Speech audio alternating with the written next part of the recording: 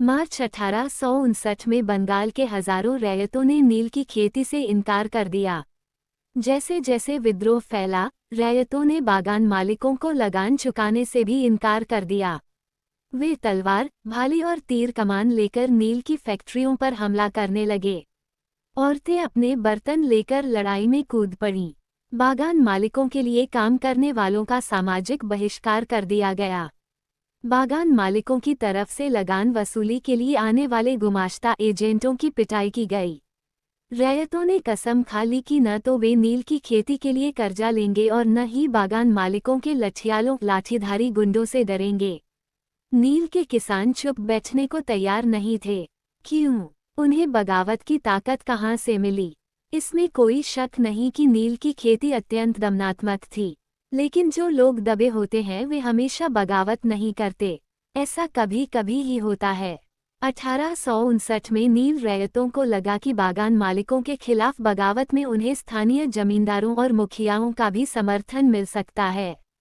बहुत सारे गांवों में जिन मुखियाओं से नील के अनुबंधों पर जबरन दस्तखत कराए गए थे उन्होंने ही नील किसानों को इकट्ठा किया और लठियालों के साथ आमने सामने की लड़ाई लड़ी। कई स्थानों पर रैयतों को बगावत के लिए उकसाते हुए खुद जमींदार गांव-गांव घूमने लगे। जमींदार इस बात से परेशान थे कि बागान मालिकों की ताकत बढ़ती जा रही थी और बागान मालिक जबरन लंबे समय के लिए उनसे जमीन ले लेते थे।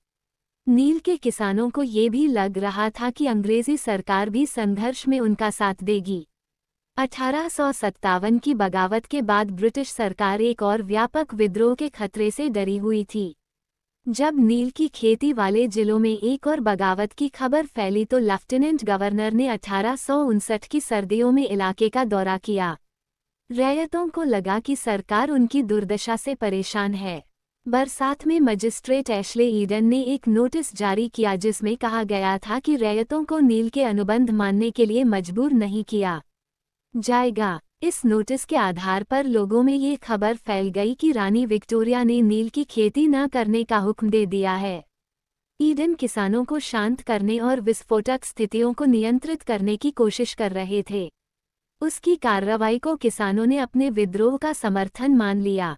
जैसे जैसे विद्रोह फैला, कलकत्ता के पढ़े लिखे लोग भी नील जिलों की ओर चल पड़े।